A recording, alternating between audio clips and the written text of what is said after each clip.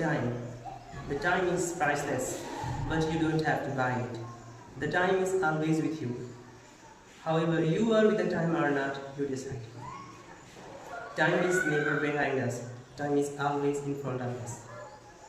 Every single day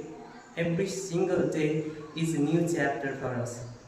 Every single second, every single minute, every single day is new birth for us.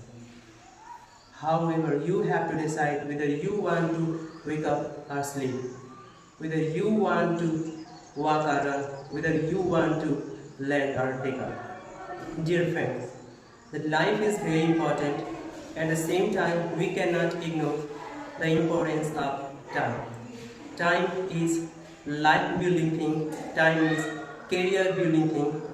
If you lose it, you lost it. If you get it, you got it. Do not waste your valuable time.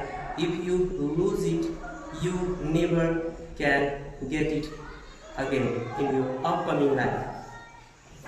Follow your daily routine to get success in your life.